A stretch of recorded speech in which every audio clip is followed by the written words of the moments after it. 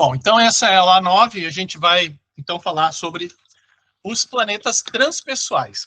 Os transpessoais, eles são planetas que foram descobertos somente na era moderna, né?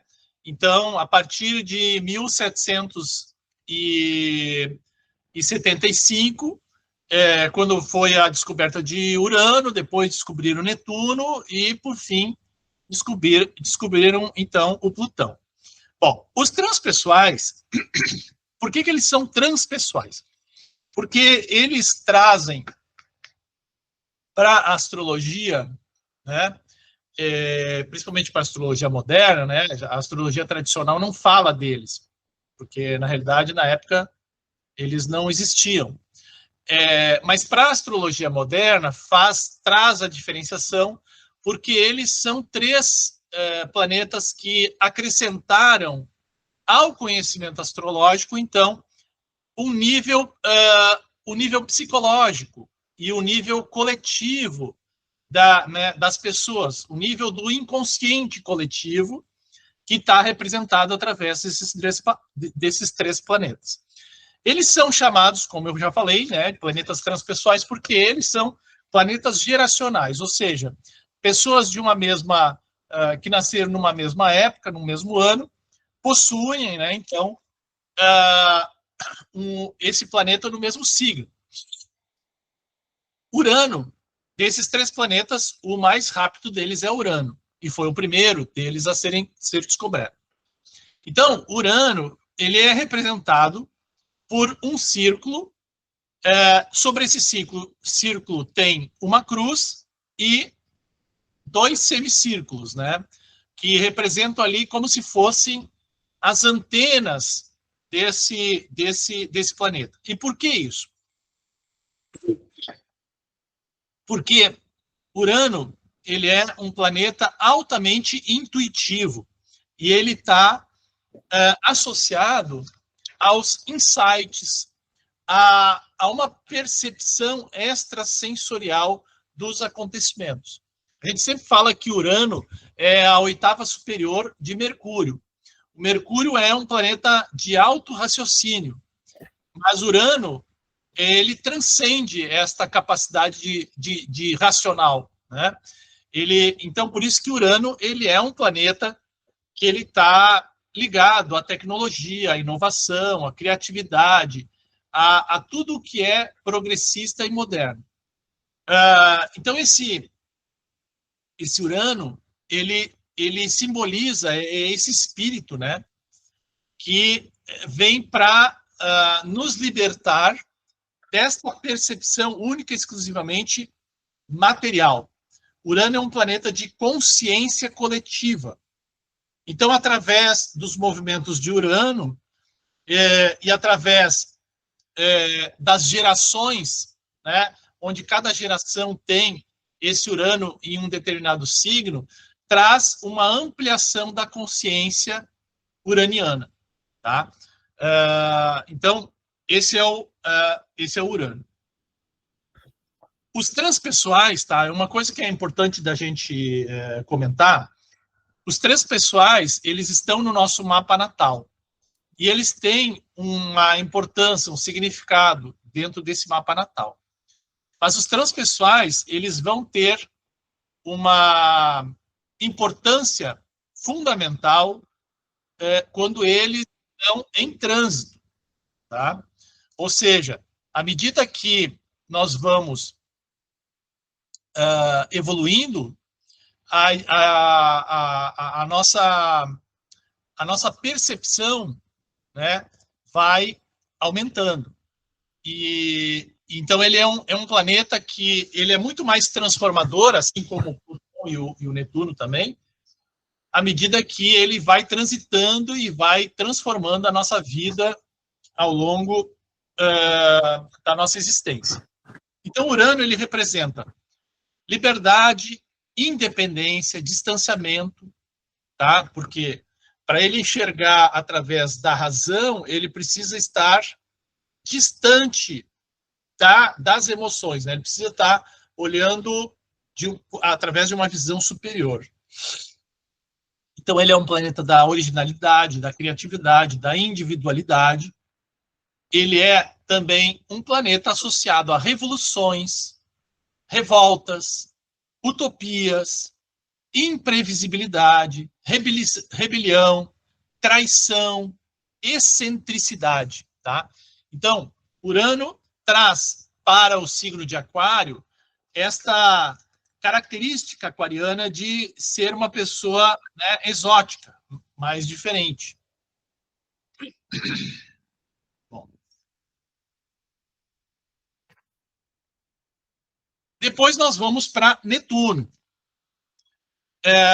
E o Netuno é completamente diferente do Urano. Isso já a gente consegue ver pelo próprio símbolo de Netuno, que é um semicírculo e uma cruz, tá?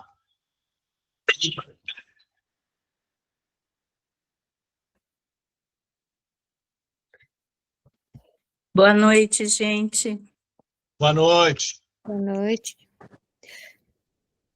Professor, depois eu tenho uma pergunta sobre os símbolos. Tá. Então, o Netuno, esse símbolo representa o quê? Ele representa esta capacidade que nós temos de encontrar, né, ou de receber do supraconsciente, ou seja, do inconsciente coletivo, estas percepções. Só que é uma mistura aqui, é uma mistura entre o que é espírito, o que é alma, o que é percepção inconsciente e o que é realidade. Então, o Netuno faz esta junção entre o que é real e o que é sonho, o que é material e o que é imaterial. Por isso que a cruz material, ela atravessa e penetra para dentro desta percepção mais sobrenatural, digamos assim. Norma, tu queria perguntar o quê? Sobre os símbolos, como que foram determinados os símbolos para cada planeta? Os símbolos foram, na realidade, os símbolos eles já foram determinados há muito, muito tempo, né? E eles foram determinados exatamente dentro desta simbologia hermética, alquímica, em função do que eles representam dentro da astrologia, né? É claro que aqui tem toda uma questão também mítica, né? Mitológica. A astrologia ela está muito associado com os mitos, né? Os mitos de origem, da onde é que vêm as coisas, e os mitos eles têm muito a ver também com com a astrologia, né? E é interessante essa tua pergunta ela é interessante porque aqui a gente vê o que a gente chama de, muitas vezes, sincronicidade, né? O que eu quero dizer com isso, né? Sincronicidade é um termo que foi colocado pelo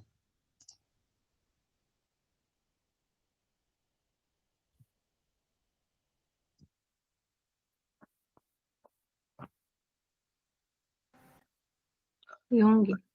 Mais um. Não, o Juliano entrou aqui. Tá. Então, a sincronicidade foi um termo utilizado, né, ou criado pelo Jung para descrever esta característica que não é uma mera coincidência, né? É como se o universo em todo estivesse conspirando para que estas situações elas se tornassem, né, se encontrassem, né? Então, por exemplo, quando se associou, né, os planetas aos deuses mitológicos, toda essa mítica também veio para os símbolos, né? E o próprio Netuno, né? Por exemplo, o Netuno, ele também representa aqui um símbolo de um tridente, né? Que é o símbolo do deus Netuno, né? É o símbolo que acabou sendo denominado para esse planeta. E esse planeta, né, coincidentemente, né, ele traz para a nossa consciência ou para a nossa inconsciência coletiva esta percepção e essas energias, né?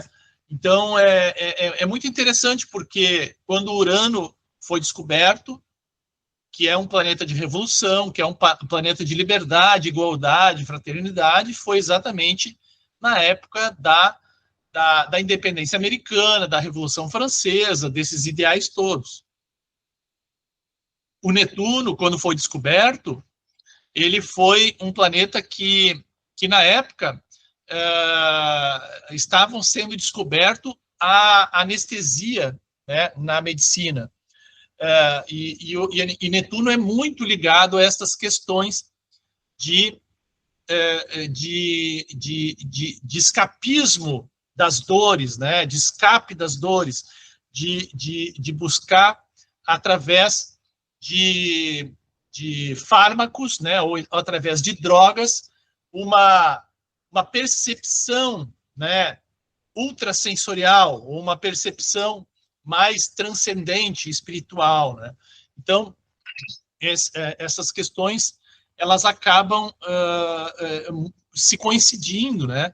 O Plutão foi descoberto exatamente no período em que nós estávamos desenvolvendo as teorias atômicas. A bomba atômica nasceu na mesma época que o Plutão foi descoberto. Então, esses planetas têm muito destas questões que a gente não consegue, assim, explicar de uma maneira única e exclusivamente racional, né? Aqui tem que juntar o mito, tem que juntar símbolo, tem que juntar, né, as questões científicas e também holísticas, né? Bom, então o Netuno, ele representa sonho, ilusão, dissolução, decepção, imaginação, transe, vício, embriaguez, receptividade, sensibilidade, mediunidade, fraqueza, vastidão. Netuno está associado ao signo de Peixes, assim como Júpiter também está associado ao signo de Peixes. Júpiter, o regente antigo, ele estava muito ligado a essa questão da solidariedade, da generosidade, né, da questão ligada a uma capacidade, né, de se fazer, de certa forma, justiça. E o Netuno está muito ligado a essa questão do sonho, da ilusão, da confusão, né? Bom, e por fim a gente tem o Plutão. Plutão é o último dos planetas, né? Na astronomia hoje, Plutão nem é considerado mais um planeta, né? Mas é exatamente esta é a simbologia de Plutão, né? O Plutão é o deus dos domínios inferiores. Plutão é o deus do subterrâneo. Plutão é o deus da invisibilidade. Então, para ele, tanto faz ser visível ou não, ou ser um planeta ou não, né? Porque ele vai exercer o seu poder da mesma forma. Isso aí, para ele, não é o mais importante. Então, Plutão está relacionado com estas questões do invisível. Plutão está relacionado com o poder, tá? E está relacionado também a tudo aquilo que nós não controlamos, ou que nós somos poderosos por ter Plutão, ou porque nós somos impotentes, né? Porque a gente não consegue lidar com esta energia. Então, é como se o espírito ele estivesse acima destas questões materiais e e imateriais, né? Ou seja, o Plutão ele tem uma característica que é exatamente a de morte e ressurreição, né? Então ele para transformar algo precisa antes morrer ou se perder, né? Então Plutão não consegue fazer uma transformação sem antes acabar ou destruir aquilo que existia no seu lugar, né? Então, o Plutão está intimamente ligado, como eu falei, ao poder, mas também à sombra, à morte, à dependência que nós temos de algo, impotência, magia, hipnose, possessão, profundidade, obscuridão, né? Pacto, forças ocultas. A gente quando Plutão está em ação e o Plutão está ligado ao signo de Escorpião, a gente tem aqui, né, tem coisas que nós não conseguimos perceber, né? É tudo aquilo que está no fundo, é aquilo que muitas vezes as pessoas não querem mexer ou não querem ver, né? Não é que elas não veem, elas não querem ver também, né? Então, mas o Plutão não é só coisas ruins, né? O Plutão é aquilo, é a transformação. Ele regenera, ele reorganiza e ele muitas vezes também, né, traz através destas mexidas no lixo, mexidas nas suas profundidades, traz né, brota para o exterior a riqueza e a cura. Então, Plutão está muito associado, por exemplo, às atividades vulcânicas, ou seja, aquelas coisas que vêm das profundezas da Terra e que trazem, num primeiro momento, destruição, né, transformação, e num segundo momento trazem uma capacidade de riqueza e produção de vida completamente diferente, né? Então, terras vulcânicas são terras que ou estão totalmente arrasadas, porque ainda não foram transformadas, ou estão completamente transformadas, né? Por exemplo, o caso das terras, né, onde o Brasil planta café, né, que são terras que eram terras que antes foram terras vulcânicas. Bom, e aí nós vamos para as casas astrológicas. Como eu falei anteriormente, as casas astrológicas, elas são o ambiente onde os planetas irão atuar, tá? Então, nós temos 12 casas astrológicas, e cada uma dessas casas vai representar uma esfera da nossa vida. Então, se eu tenho planetas em determinadas casas astrológicas, isso indica que a minha vida estará muito mais focada, muito mais né, representada por estas casas, esses ambientes onde eu tenho esses planetas. Tem casas astrológicas que eu não tenho planeta nenhum. Então, estas casas, elas não têm, para nós, um significado tão importante, ou talvez nós tenhamos, nesses assuntos, um entendimento já tão tranquilo, tão pacificado, que não há necessidade da gente trabalhar tão fortemente essas casas como aquelas que existem planetas. Então, as casas onde eu tenho os planetas no meu mapa astrológico são as casas mais importantes, são os assuntos da minha vida que eu constantemente terei que estar administrando, terei que estar enfrentando. Tá? Bom.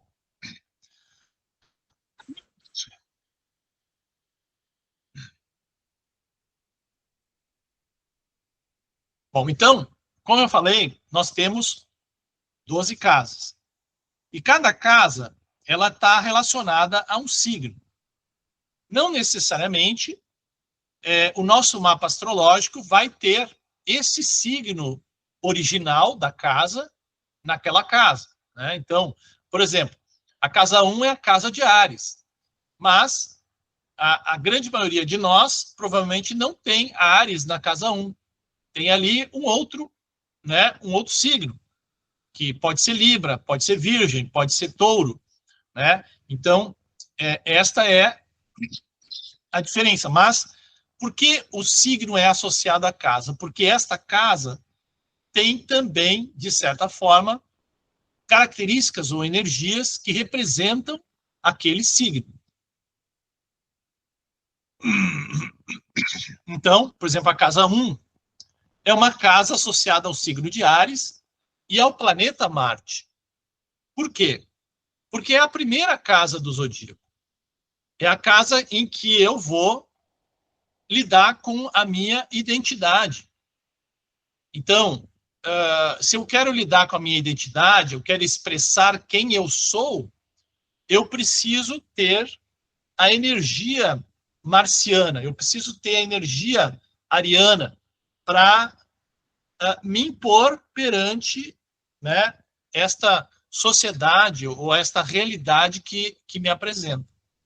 E assim sucessivamente, então, eu tenho, né, cada uma das casas associada a um signo e associada a um planeta. Bom, a primeira casa, como eu falei, é a casa 1. E o início da casa, isso é uma coisa interessante, tá? O início da casa é exatamente, no caso da casa 1, é o ascendente, tá? O início da casa nós chamamos de cúspide.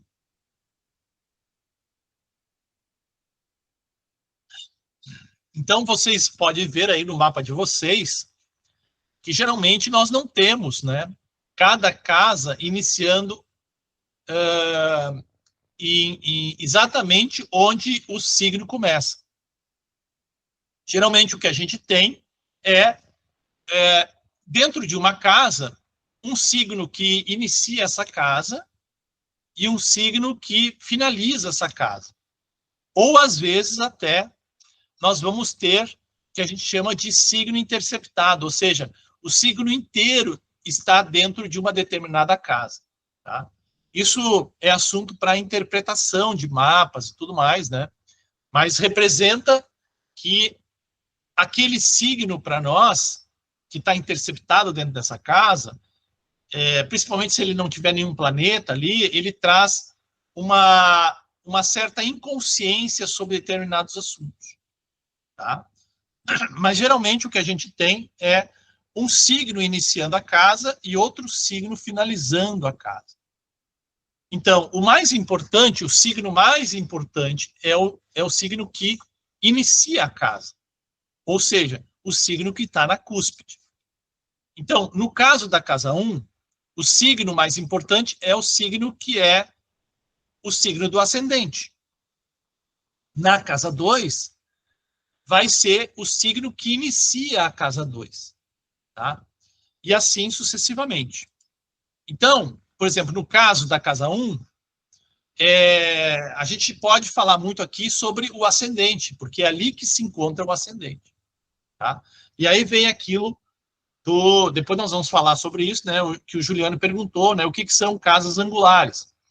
A casa 1 é uma das casas angulares, porque é um dos ângulos do mapa astrológico mais importante, né?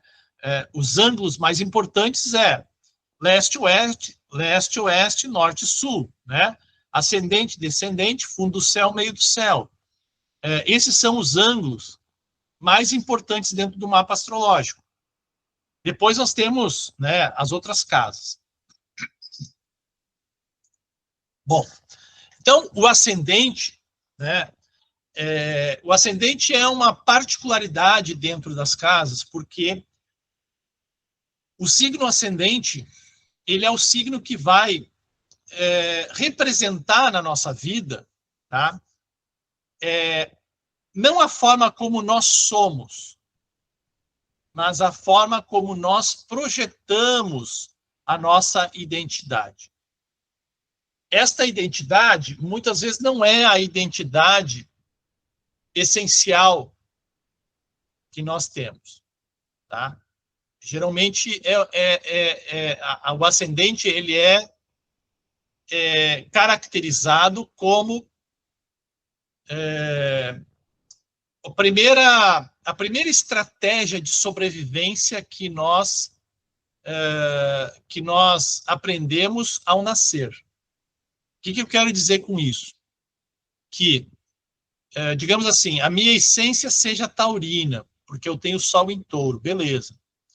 Mas o meu ascendente é Libra. O que quer dizer isso? Que o ascendente é a forma como eu encontro para ser, né, para ser recebido pelas pessoas, ou é a forma que eu encontro para que as pessoas gostem mais de mim.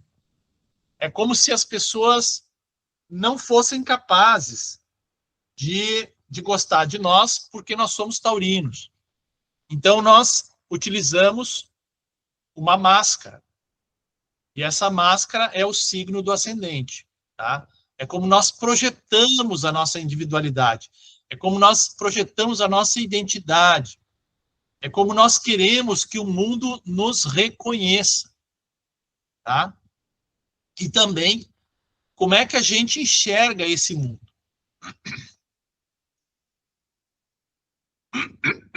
Então, a casa 1, por isso, ela também vai expressar o quê? Vai expressar a nossa personalidade, nosso temperamento e o nosso tipo físico. O ascendente, ele é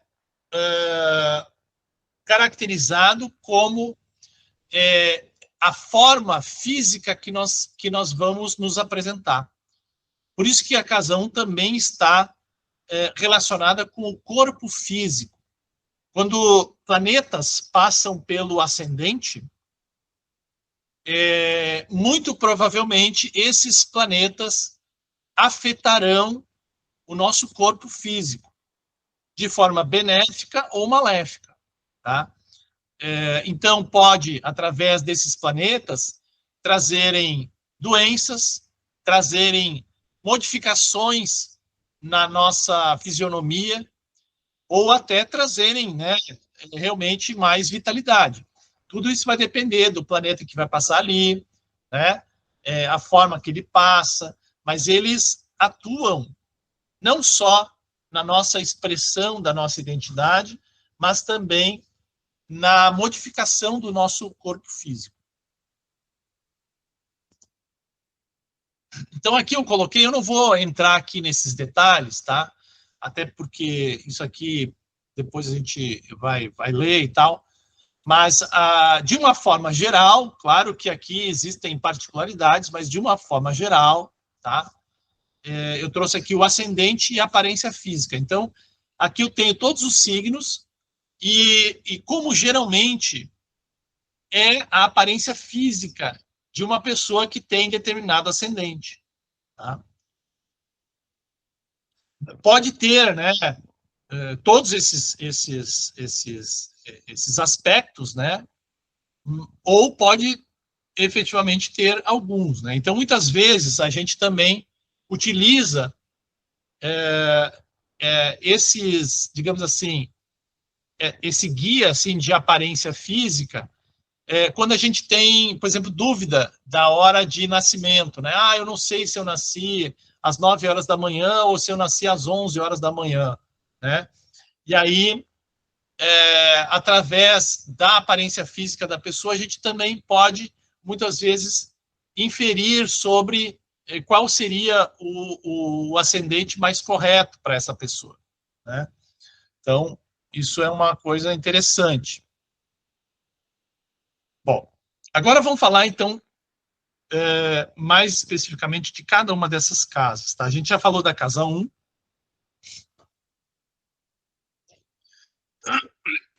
Agora nós vamos falar da casa 2. Tá?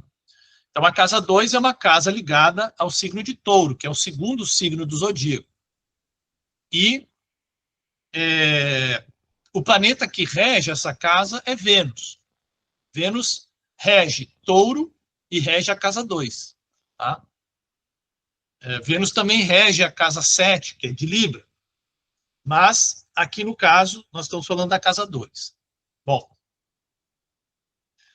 a casa 2 é a casa material, tá? Então, é uma casa de touro, é uma casa do elemento terra. É uma casa que vai lidar com o quê? Vai lidar com o dinheiro. Como é que eu ganho dinheiro? Como é que eu me relaciono com o dinheiro? Aqui também vai trazer como é que eu me relaciono com os valores materiais. Como é que eu administro as minhas finanças? Como é que eu administro os meus recursos? Como é que eu lido com os meus investimentos? Eu vou ter mais habilidade de lidar com dinheiro, com as questões materiais, ou mais dificuldade, tá? Mas aqui também é uma casa de valores. Que valores? Valores que são meus, né? Ou seja, como é que eu entendo que o que é certo e o que é errado? Quais são os meus valores éticos e morais? Também estão relacionados com essa casa. Tá? Bom, a casa 3, ela é uma casa ligada ao signo de Gêmeos e ao planeta Mercúrio. Tá? Então, Gêmeos a gente sabe que é um signo ligado ao aprendizado, né? A uma questão racional, inteligência. Então, esta casa, ela está relacionada com os assuntos do signo de Gêmeos, que é este aprendizado inicial, né?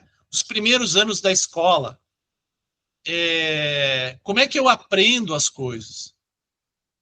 Eu sou mais curioso ou eu não tenho curiosidade? Como é que eu me comunico? Né? Eu me expresso bem, eu falo de uma forma rápida, eu falo de uma forma devagar, eu falo muito, eu falo pouco. Então, tem a ver com esta casa. A casa 3, ela também é uma casa ligada ao entorno. Tá? Gêmeos é um signo de contato, de relações. Então, Gêmeos está sempre fazendo relações com aquilo que está ao seu redor. E na casa 3, por isso que representa aqui a vizinhança, o entorno. Eu tenho a minha família, e o Gêmeos se relaciona, então, com os irmãos, com os primos, com os tios, com a vizinhança, né? com o meu coleguinha que mora na casa do lado. Isso tem a ver com essas questões geminianas. E, claro que Gêmeos e Mercúrio estão relacionados também com o movimento. Então, a casa 3 também é uma casa de movimento, principalmente uma casa ligada a deslocamentos mais curtos. Ou seja, como é que eu me desloco da minha casa até o meu trabalho? Como é que eu tenho mais ou menos mobilidade dentro do meu entorno social? Tá? Como é que eu me desloco dentro da cidade? Eu tenho um trabalho em que eu vou para o trabalho e fico lá o tempo inteiro, ou eu tenho um trabalho em que eu preciso estar constantemente me dirigindo para outros lugares, né? Um trabalho de vendas, um trabalho de, sei lá, entregador, motoboy, Uber, jornalista, tudo isso está relacionado com casa 3, a forma como eu sou mais ou menos dinâmico nesta questão do movimento.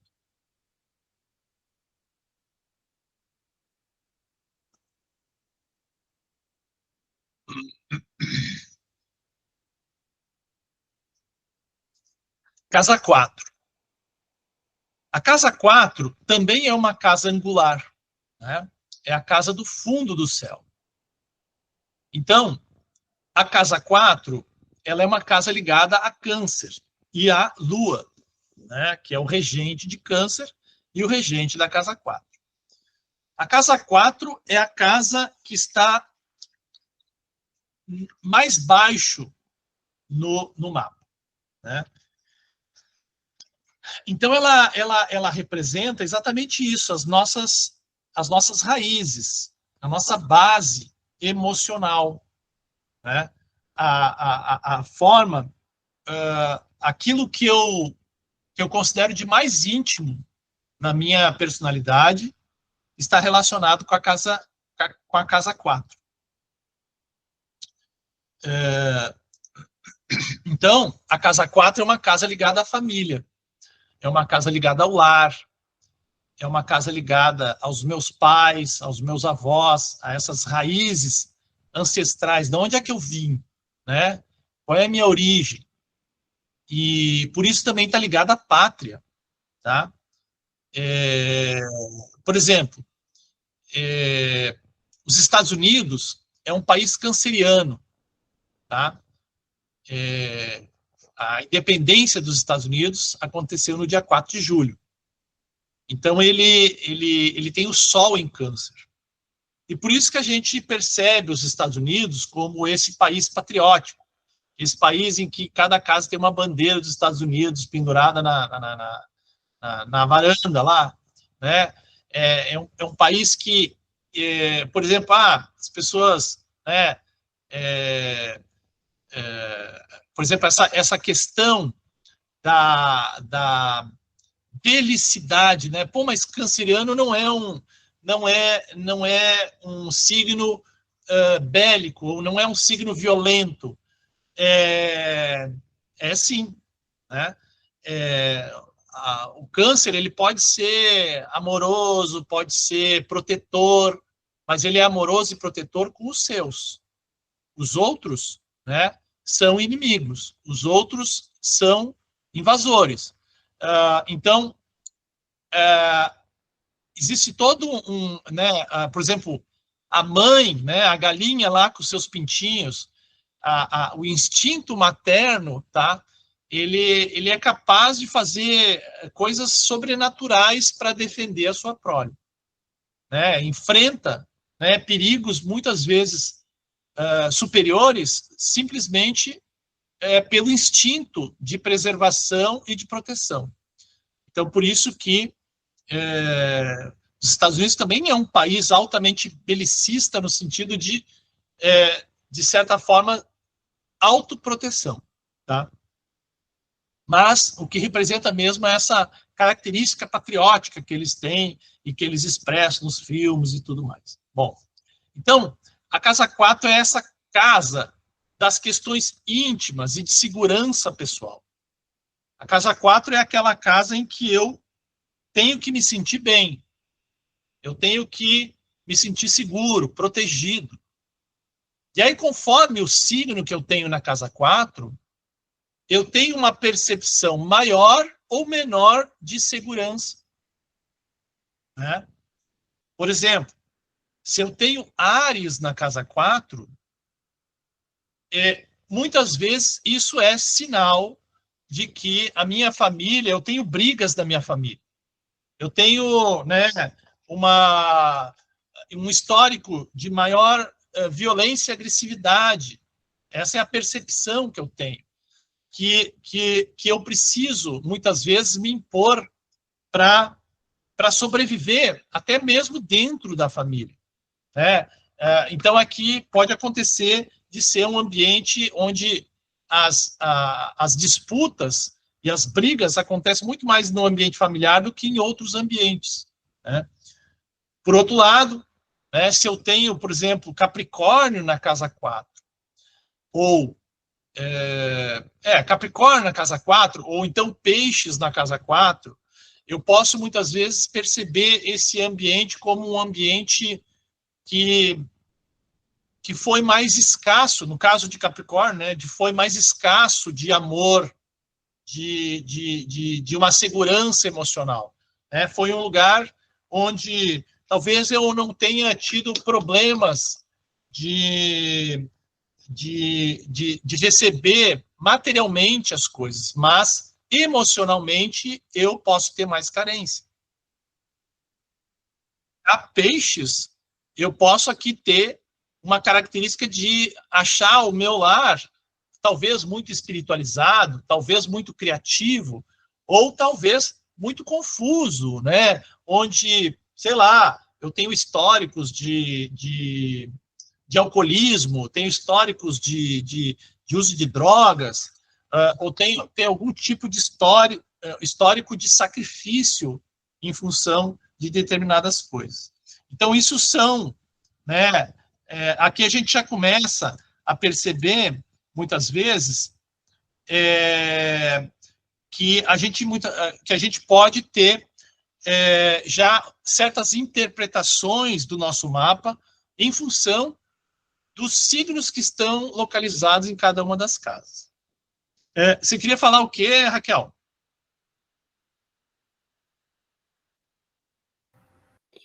Aí, eu só queria fazer uma pergunta rápida. Aí, tu está considerando a cúspide da casa, né? Quem rege a cúspide. Sim, quem rege a cúspide. Porque, no meu caso, a regência da cúspide da minha casa 4 é Áries, mas eu tenho 3 planetas em Touro, porque em seguida ali, eu tenho 3 planetas no início de Touro, ali dentro da casa 4. Uhum. Tá. Aí eu tenho que olhar a regência e eu tenho que procurar o Marte, no caso, porque é o Marte que é o dispositor desses planetas na minha casa 4.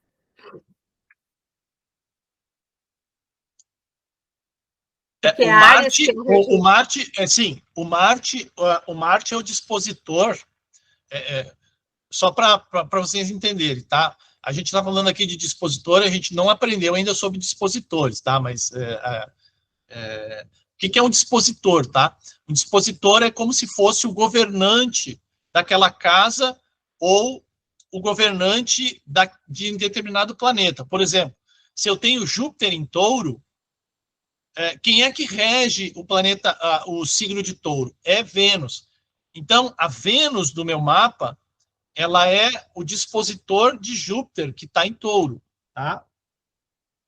Então, o que a Raquel está perguntando aqui se Marte é o dispositor, né, desses planetas. O Marte é o dispositor da casa, né? Indiretamente, ele acaba, de certa forma, influenciando esses planetas, mas os planetas já estão, digamos assim, sobre o dispositor de Vênus, tá?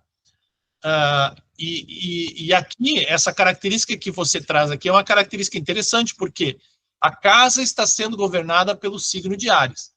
Mas, ou seja, provavelmente você sente dentro da família algumas indisposições, algumas impetuosidades, algumas agressividades, mas existe todo um esforço no sentido de trazer sempre para a estabilidade, trazer sempre para um assunto mais material do que, de certa forma, a animosidade.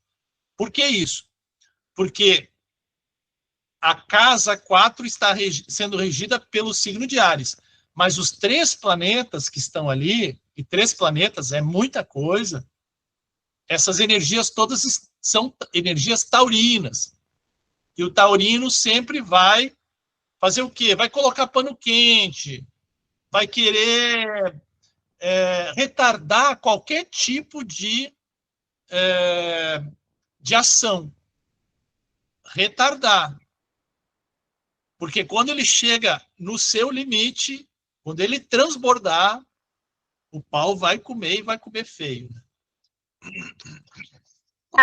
Sem querer alongar no meu caso específico, mas assim, como são 2 energias, poderia dizer que seria uma forma de também reprimir o Marte, ou seja, implodir a raiva para conter ela, não demonstrar, poderia ser um padrão familiar, porque casa 4.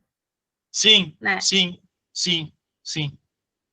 O padrão familiar de não saber lidar com a raiva. Então, a raiva não é expressada nem bem dirigida, ela é engolida. Isso, exatamente. Exatamente. É como se o timing marciano, ariano, fosse inadequado. É como se o timing marciano tivesse sempre um freio, né? Então, esse Marte, muitas vezes, tem uma dificuldade de ser assertivo. Porque quando a gente fala de agressividade marciana, não necessariamente a gente está falando só de agressividade, né, de violência. A gente está falando de, às vezes, pontuar as coisas de uma forma muito clara, objetiva, transparente, né? Então, o signo de Touro ali, ele sempre vai tentar, de certa forma, isso não me incomodou. Incomodou, mas aí fica ali ruminando. Aquele negócio fica guardado, fica contido, fica represado, sim.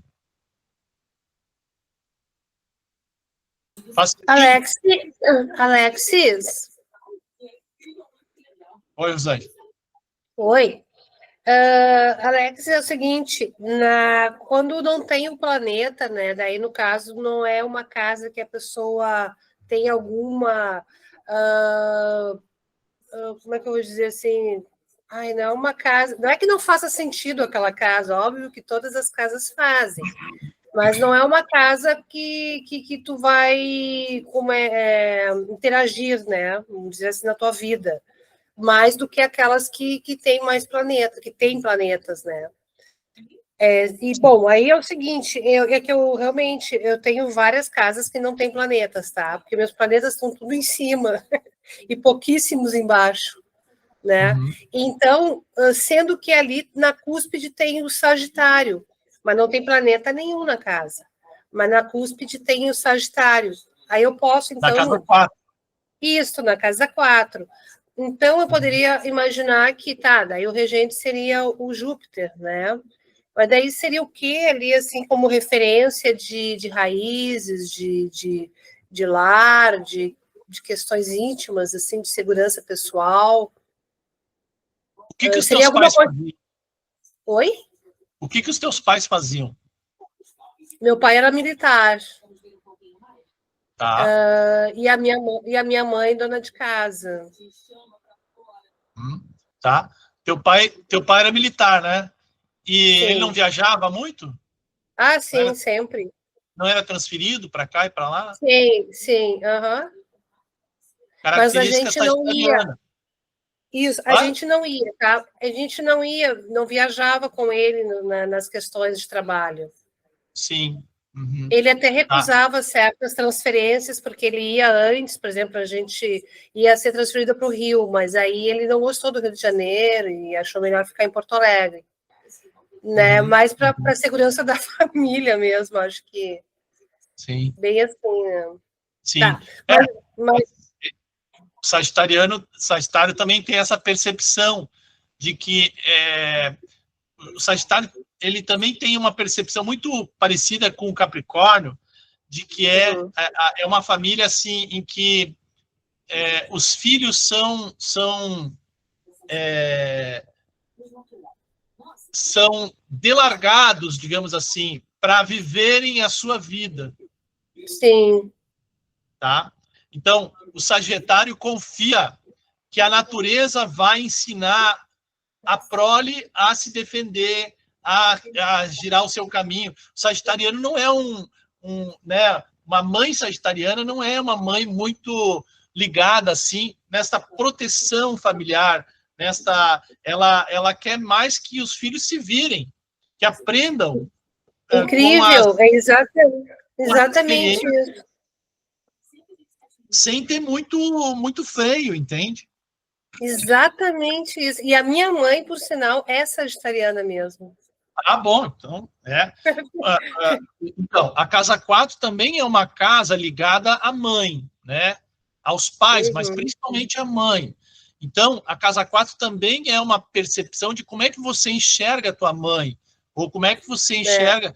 Geralmente, a mãe é aquela que conduz o lar. Então, a percepção da família está muito ligada, às vezes, a esta né, participação materna dentro do lar. Né? Sim. Ok? Ok. Obrigada. Bom, daí nós vamos para a casa 5. A casa 5 é a casa ligada ao signo de Leão e ligada ao Sol. O Sol rege Leão. Tá? Então, a casa 5 é uma casa de autoexpressão. O que eu quero dizer com isso? Que a casa 5 é uma casa criativa e de criatividade. É uma casa onde é a casa que está ligada aos prazeres, aos hobbies, à diversão, à alegria. Por quê? Porque o Sol é aquilo que é mais autêntico em mim. Então, esta casa, ela representa tudo aquilo que eu tenho prazer em fazer, tá? Então, é uma casa ligada à autoexpressão. É uma casa ligada ao prazer, às minhas paixões, aquilo que eu gosto de fazer, e por isso que está ligada à criatividade, a essa capacidade criadora. Também é uma casa ligada ao romance, ao namoro, né? E aos filhos, porque os filhos são esta nossa capacidade de expressar, né? Ou seja, os filhos são a materialização da nossa alma, né? Então, esta casa também está muito ligada aos filhos. Veja bem, a casa 5, olha só como funciona, né? Por que a casa 5 também é ligada ao romance e ao namoro? Porque aqui eu me apaixono. Casa 5 é onde eu me apaixono, onde eu acho que expresso, né, todo o meu amor, toda a minha vontade sobre algo que eu gosto. E a casa 7 é a casa do casamento. Entre a casa 5 e a casa 7 tem a casa 6. O que é a casa 6? A casa 6 é onde eu vou namorar, por exemplo, na casa 5 eu me apaixono, começo a namorar. A casa 6 é quase como um noivado, né? É aquele negócio assim, vamos ver se vai dar certo. Então, na casa 6, às vezes, a gente vai morar junto com a pessoa, vai fazer um test drive, né? Ou então, já tem certa intimidade com a pessoa, então, já começa a discriminar e a perceber certo, o que é certo, o que não é errado, o que é errado, o que eu gosto, o que eu não gosto, se esse namoro tem, né, de uma maneira virginiana, casa 6, né, se tem compatibilidade ou não tem compatibilidade. Porque se tiver compatibilidade, né, pode ser que na casa 7, então, surja o casamento. Estou me adiantando aqui, mas só para trazer esta característica, né, que é a característica, por exemplo, da casa 6 e da casa 7. A casa 6 é uma casa ligada à Virgem e ao signo de Mercúrio, ao planeta Mercúrio. O signo de Virgem é o signo de discriminação, né? Discriminação no sentido de isso serve, isso não serve. Isso é útil, não é útil. Isso eu tenho que jogar fora, isso eu vou guardar. Então, ele separa o que é bom e o que é ruim, preto e branco. Então, esta casa, ela é uma casa ligada, por ser uma casa também de um signo de terra, é uma casa ligada ao trabalho. É uma casa ligada, mas de que forma do trabalho? Ao trabalho que é o trabalho diário. Aqui eu não estou falando de carreira. Aqui eu não estou falando de vocação. Aqui eu estou falando das minhas habilidades que eu uso no trabalho. Eu sou bom para fazer cálculo, eu sou bom para planejar, ou eu sou bom para botar a mão na massa. Né? Então, isso é casa 6. É como é que eu estabeleço a minha rotina. Tá? Como é que é esta minha rotina? Ela é uma rotina organizada, ela é uma rotina desorganizada, eu sempre faço a mesma coisa, eu tenho método, eu sou metódico, ou eu não tenho, né? É muito variável. né? Então, aqui é uma casa que está ligada a método, a produtividade, a eficiência, a pragmatismo, mas também é uma casa ligada à saúde. Por que saúde? Porque é através dos meus hábitos ou dos meus vícios, das minhas, digamos assim, das minhas adições, que eu vou, no futuro, ser mais ou menos saudável, tá? Então, aqui, se eu fumo, ou se eu não fumo, se eu faço exercício, se eu durmo bem, se eu como bem, ou não, isso vai trazer no futuro consequências para a minha saúde, e doenças, ou não, tá? Então, por isso que esses são os assuntos da casa 6. Já a casa 7 é a casa de Libra, é a casa do outro, é a casa em que Vênus está ali também, assim como na casa 2, regendo o signo de Libra. Tá? Então, qual é a diferença de Vênus, né, em Touro e Libra? A gente já falou aqui um pouco, mas sempre é bom lembrar, a Vênus em Touro, ela é uma Vênus muito mais sensorial, muito mais material, e a Vênus em Libra, ela é muito mais intelectual, sociável, né? Então, essa é a diferença. Então, a casa 7, a gente fala, né, genericamente como a casa do casamento. Mas não é só a casa do casamento. A casa 7 é a casa do outro. Então, ela tá relacionada com como é que eu enxergo o outro e como é que eu me relaciono com essa pessoa, né? Então, é uma casa de compromisso. É uma casa de casamento, mas não só de casamento, de qualquer tipo de sociedade que eu estabelecer. Se eu tenho um sócio no negócio, eu tenho que olhar a casa 7, né? Se eu tenho uma parceria, né? Sei lá, alguém que... eu formo uma dupla, né? Sei lá, beach tênis, de corrida, né? Então, isso está ligado à casa 7. Então, qualquer tipo de relação de compromisso está ligado à casa 7. Por exemplo, se eu tenho lá um médico, que eu sempre vou lá, ou eu tenho um terapeuta que eu tenho lá, toda semana eu vou, né, e falo com esse terapeuta. Essas relações de compromisso estão associadas à casa 7.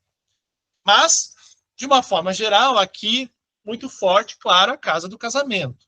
Porque é a casa onde, efetivamente, eu vou estabelecer estas relações de compromisso e não tem uma relação de maior comprometimento do que um casamento ou, então, uma sociedade. Bom, aí eu vou para a casa 8. A casa 8 é a casa de Escorpião. E é uma casa que está relacionada ao planeta Marte, como regente antigo, ou a Plutão, regente moderno. Bom, a casa 8, ela está relacionada ao outro também. Tá?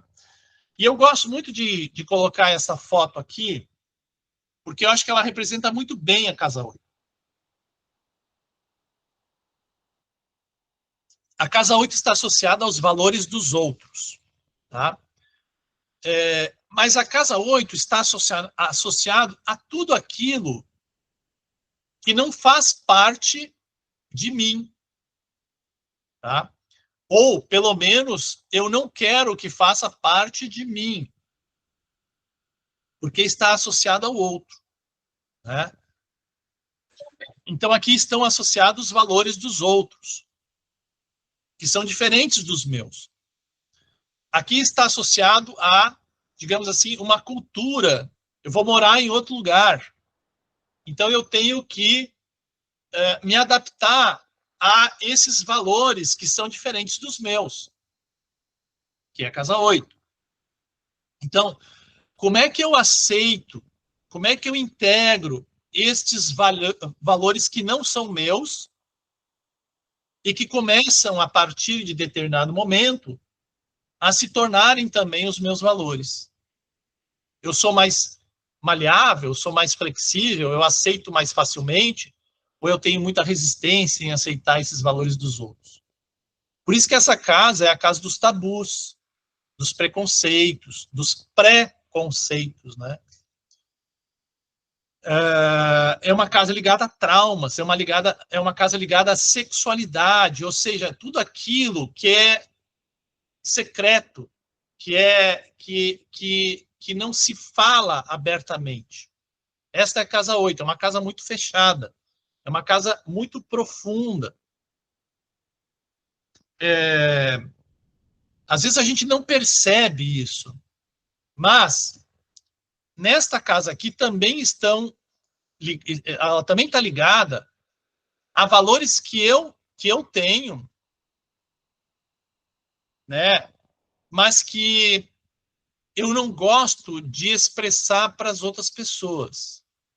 Os meus preconceitos, as minhas discriminações, os meus traumas, né? Então, o que eu faço? Como eu quero ser um cara legal, como eu quero que todo mundo me aceite, eu pego esses valores que não são tão legais, assim, ou que eu acho que não são tão legais, e eu coloco debaixo do tapete da casa 8. Né? Até que um dia eu tenho que ir lá e fazer uma limpeza desses conceitos. Tá? Por isso que, né, por isso que essa casa aqui está ligada a tabus, está ligada a preconceitos, está ligada a associações que eu aprendi lá quando eu era criança. Por exemplo, posso ter aprendido quando eu era criança que a religião católica era a única religião que levava a gente para o céu. Isso foi, né, são os ensinamentos, são os valores que te expressam lá. Então, qualquer outro tipo de religião não presta, é perigosa. Então, o outro lá, que é protestante, que é judeu, que é muçulmano, esse cara não é perigoso. Né? Eu não posso lidar com esse cara. Isso está lá na casa 8. Eu tenho que mexer com essas coisas. Então, à medida que eu vou amadurecendo, vou evoluindo, vou, né, aprendendo coisas, me relacionando com as pessoas, eu começo a ter maior capacidade ou não de me abrir para esses valores diferentes. Né? Então, eu posso ter nascido católico, aprendido que a religião católica era a única que era verdadeira, e em determinado momento da minha vida, sei lá, eu conheço alguém que é de outra religião, e aí eu me converto àquela outra religião, ou pelo menos passo a enxergar aquela outra religião como algo também aceitável. Né? Isso tudo é casa 8. Por isso que é uma casa muito complexa. E é uma casa, né, em que, quando a gente tem ali trânsitos, né, importantes pela casa 8, geralmente é uma casa que traz crises, né, crises de existência, né, crises em que tem que lidar com emoções profundas, emoções muito arraigadas lá. Né? Então, as questões sexuais, também casa 8, né? O que eu posso, né? Aquilo que a gente aprende quando né, aprende na família, ou não aprende na família, porque a família não ensina, o que é permitido e o que não é permitido com relação à sexualidade, qual é o grau, né, de permissão sexual que eu me dou ou não me dou, né? Que tipo de inibições eu tenho, que tipo de, sei lá, né? Agora me faltou a palavra, mas, né? que tipo de desejos, de sonhos sexuais que eu tenho, está tudo ali na casa 8. Bom, casa 9. Casa 9 é Sagitário, tá? Então, casa 9 é uma casa ligada ao planeta Júpiter. Deixa eu ver aqui. Quem é que quer falar? Mas, Alex, eu posso dizer que a casa 8 também é uma casa de ressignificação, já que ela é uma casa de morte e renascimento. Sim, é uma casa de transformação. É uma casa de transformação. Porque essas crises são para ressignificar, né? Isso, são para se ressignificar. Por exemplo, vou dar uma experiência pessoal minha. Talvez eu já tenha falado isso para alguém. Quando eu era executivo, eu fui transferido para Salvador. Então, eu fui trabalhar em Salvador. Fiquei 5 anos em Salvador. E para mim foi uma crise existencial muito grande ter ido morar em Salvador, porque a cultura de lá é completamente diferente da cultura aqui do Sul, né, do Rio Grande do Sul. Isso que eu já tinha morado no Rio, já tinha morado em São Paulo, eu já me achava muito aberto. Aí eu fui morar em Salvador. Putz, é completamente diferente. A maneira como eles encaram o trabalho, a maneira como eles lidam com as relações, a maneira como eles, né, encaram o dia a dia. E aí, pô, tive uma das maiores crises, né? Claro, Saturno estava passando na minha casa 8, que é essa questão de ressignificação, né? Então, Saturno passando na casa 8 e eu fui para Salvador. Tá? O que acontece? Eu tive que, né, então tinha coisas que eu não aceitava, né? Imagina, vai trabalhar num lugar, tu vem com um padrão de trabalho e os caras fazem uma coisa completamente diferente. O quanto é que você pode mudar e o quanto você não consegue mudar. E tem coisas que você não muda, porque assim é lá, pronto. E aí tu tem que se convencer de que não é você que vai mudar a sociedade de lá. Ou você se adapta àquela sociedade, àquela cultura, ou então tu tá fora. E isso foi muito interessante, porque na hora que eu percebi isso, que mudou a chave, foi maravilhoso morar lá. Então, aí você faz esta ressignificação, né? E você se transforma e começa a perceber as coisas por outros valores, por outras percepções, né? Que são diferentes, mas não deixam de fazer sentido também, né? E você fica mais aberto, você fica mais flexível, você não fica tão resistente a mudanças, né? Então, uma experiência pessoal aqui que tem a ver com essa questão da ressignificação, né? Bom, então, certo ali, Cláudio? Sim, Tá. Raquel, desculpe. Bom, casa 9, Sagitário. Uma casa ligada, né, a esta questão dos ideais, né? A casa 9, aliás,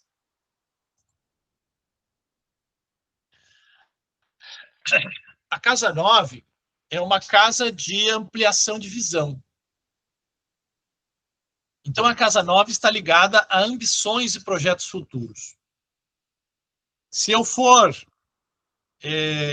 percorrendo as casas, vocês vão vendo ali que a gente vai aprendendo coisas que são internas, depois nós começamos a nos relacionar, e aí nós chegamos na casa 9, que é uma casa onde eu preciso também, de certa forma, né?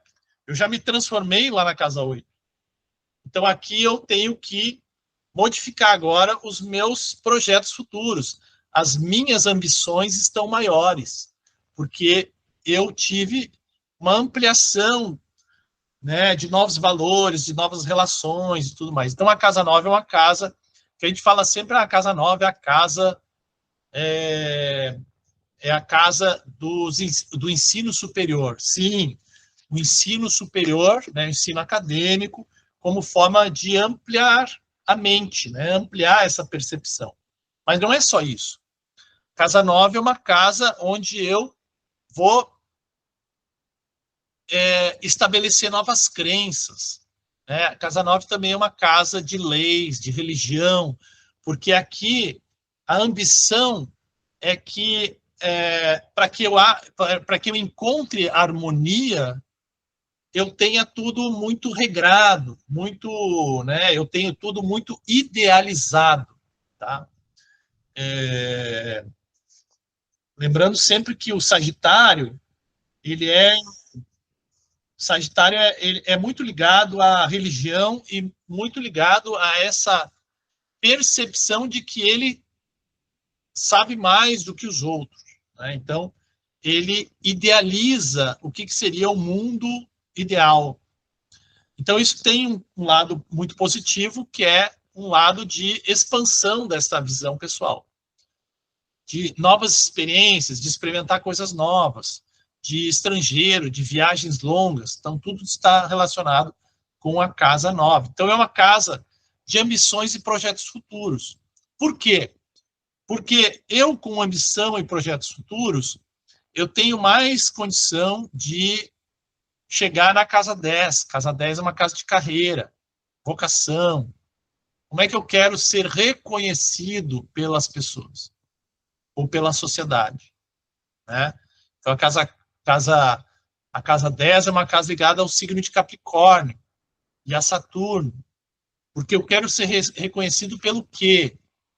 Eu quero ser reconhecido pelo meu sucesso, pela minha competência, pela minha responsabilidade, pela minha capacidade de crescer materialmente e em autoridade. Né? Capricórnio é um signo altamente ligado à questão da autoridade e do respeito à autoridade.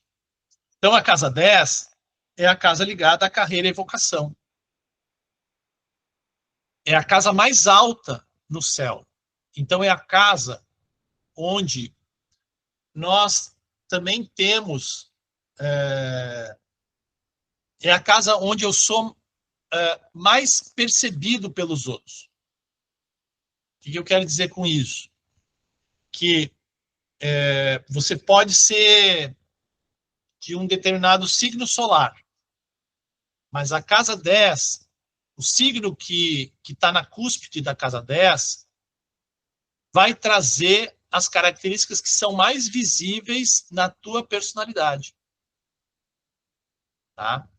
Então, esse signo é muito importante para determinar o que você vai fazer na vida, qual é a tua vocação, o que tu se sente bem fazendo, qual é a tua autoridade, né? Onde é que você quer chegar e como é que os outros te enxergam.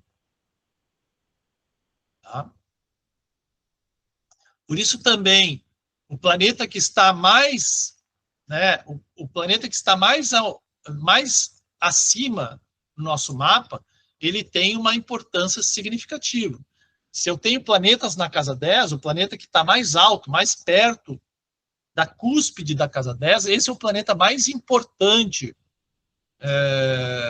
no meu mapa astrológico. Ele tem um significado especial, principalmente no que diz respeito à carreira e à vocação, a autoridade que eu tenho. Bom, aí eu vou para a casa 11. Casa 11 é uma casa de aquário. Né? Aqui o planeta que está ligado ao aquário é Urano e Saturno, como sendo o regente antigo. Tá? Quem é que está perguntando? Eu, de novo, Alex. Não, e se o planeta lá da casa 10 for retrógrado? Se o planeta está na casa 10 e está retrógrado, essa retrogradação, tá? Ela vai trazer um pouco mais de dificuldade, mas ele ainda é um planeta muito importante. Tá? A retrogradação não necessariamente ela só é negativa, né? Mas com certeza aí tem um esforço dobrado para ser. Que planeta que tu tem ali? Júpiter em Escorpião. Ah, o Júpiter.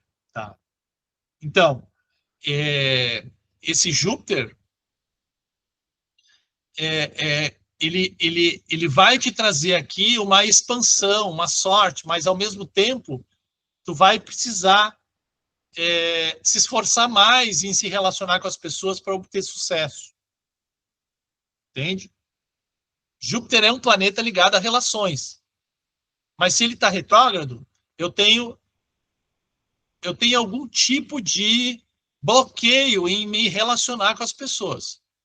Então eu tenho que lidar com esse bloqueio de me relacionar, ou achar que eu não preciso me relacionar, eu tenho que me relacionar. Na hora que tu aprende que tu tem que fazer a relação, profissionalmente você também tem mais sucesso. É que ele partiu com o Saturno, a Lua e Marte lá embaixo na 4. Ele partiu com o Saturno. Sim, sim. Então ele está preso mesmo num emaranhado aí. Tá, ele está preso porque é como se você renegasse esse Saturno e essa expansividade.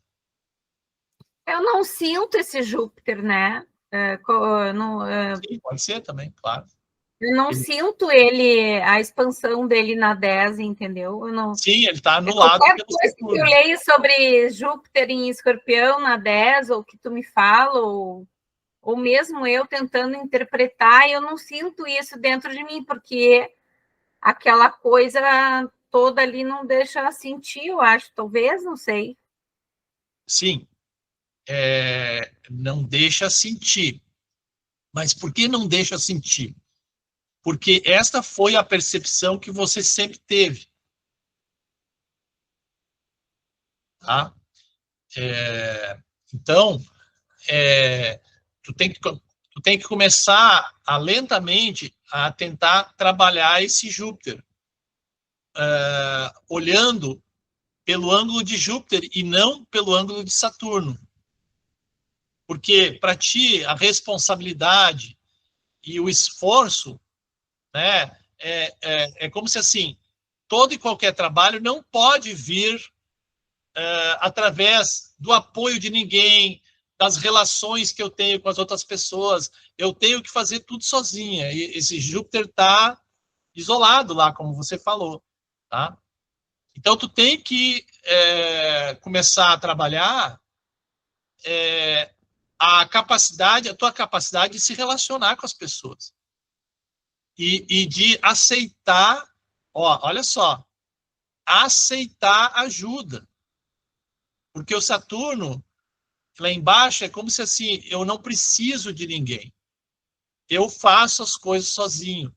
Eu sou uma... Saturno na casa 4, eu sou uma sobrevivente. Eu tenho que fazer por mim, eu tenho que ser... Eu me basto, né? Não é que você se acha a maioral, é como se você nunca tivesse tido o apoio de ninguém. Então, você já está tão careca de não receber apoio que qualquer apoio que queiram te ajudar, você renega, você não aceita, porque isso vai contra toda a tua experiência pessoal. Que talvez por eu não ter tido apoio familiar nas minhas escolhas, pode ter sido isso. Claro. Mas daí tu acha que todo mundo não quer te ajudar, ou que todo mundo que quer te ajudar, na realidade, não quer te ajudar, quer te derrubar. O que não é verdade. Então, tem que começar a mudar essa percepção daquilo que você quer fazer. Ih, tem anos de terapia já em cima dessa... Mas é bem... Porque não é só o Saturno, é a Lua também, né? Lua e Marte. Saturno, Lua e Marte, né? Uhum. Então, olha só. Saturno e Lua. Quem é Saturno e Lua? O pai e a mãe. Aí, sei lá, tu era, sei lá, expansiva, né? Falava com todo mundo. Teu pai e tua mãe dizem assim, não fala com ninguém, não fala com estranho, não pode te entusiasmar muito, não pode te motivar muito. Tem que ser na linha, né? Aí isso vai podando, né? Acertou tudo. Tem que trabalhar esse Júpiter lá em cima. Capricórnio, né? Podar a expansividade. Tá. Capricórnio. Que grau que tá? O Saturno? Não, o Júpiter. Júpiter está 5 graus de Escorpião e Saturno está 5 graus de Touro. Touro. Urano ali não deu uma ajudadinha, não? Deu. Hã? Deu sim. Deu sim.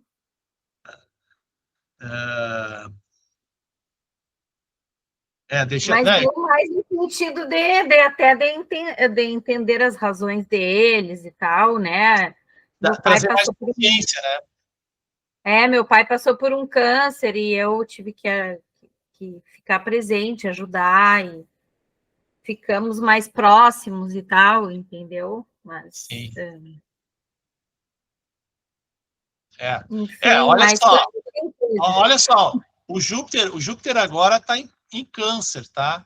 Então ele está fazendo um trígono com esse Júpiter lá em Escorpião. Já fez, né? Já fez de grau 5, né? Já fez. Ele agora vai até o grau 25, depois ele vai retrogradar, mas ele não vai passar mais no grau 5, ele já passou ali. E o Quiron, que está entrando também na minha casa 4, Alex. Sim. O Quiron vai te curar muita ferida ali. E o Saturno está em cima da minha Vênus. Saturno e Netuno já foram e voltaram, já passaram pelo meu Sol. O nó do norte está conjunto com o meu nó do norte.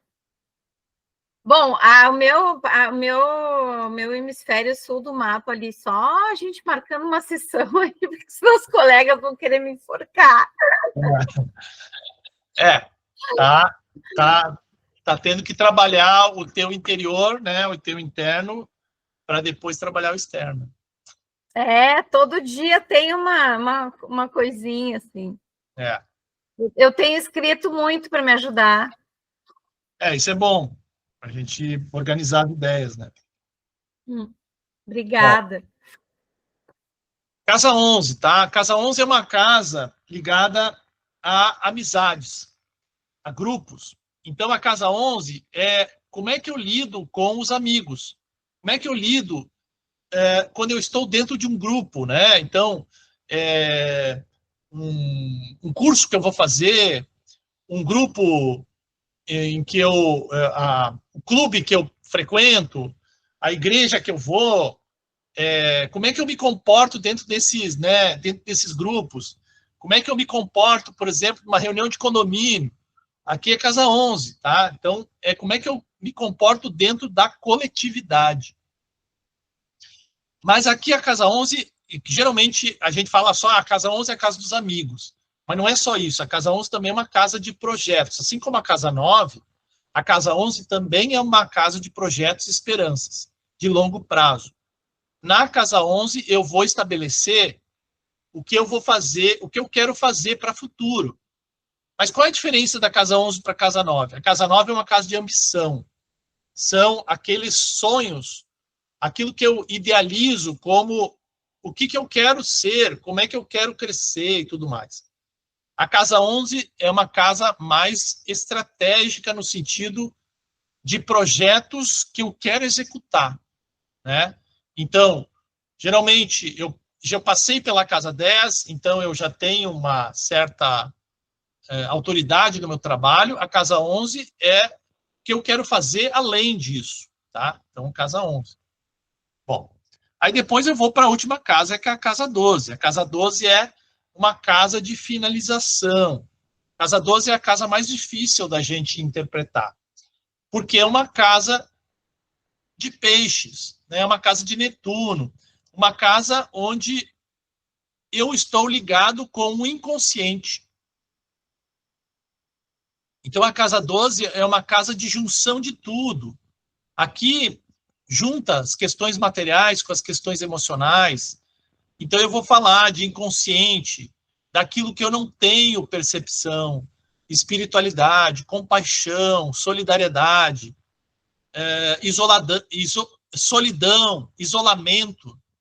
Então, a casa 12 também é uma casa ligada a prisões, hospitais, hospícios, retiros, mosteiros, né? Então, quem tem muitos planetas na casa 12 é uma casa que uma pessoa que vai passar por muitas experiências onde o isolamento é necessário, né? Então, não necessariamente esse isolamento ele pode ser, né, pessoal, né? Ele mesmo se coloca nessa posição, ou então ele vai por obrigação, né?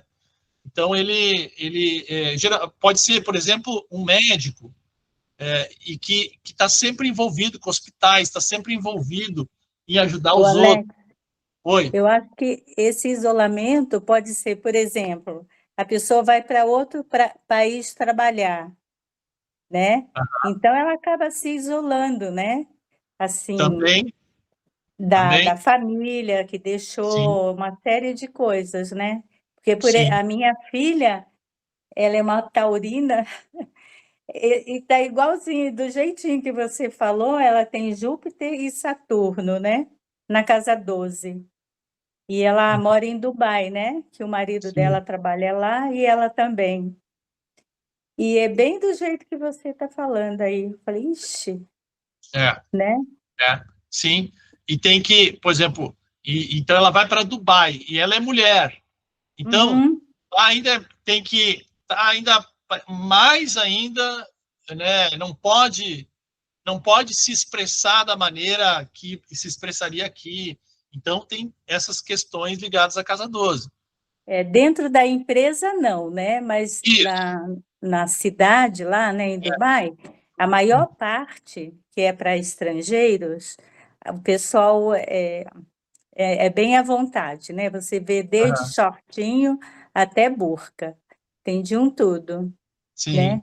Mas Sim. dentro da empresa, não. Tem que seguir o regime de lá. Exatamente. Né? Então, é isso que você está falando mesmo. Você tem Acaba casa se 12, isolando. né? Que você está, ao mesmo tempo que você não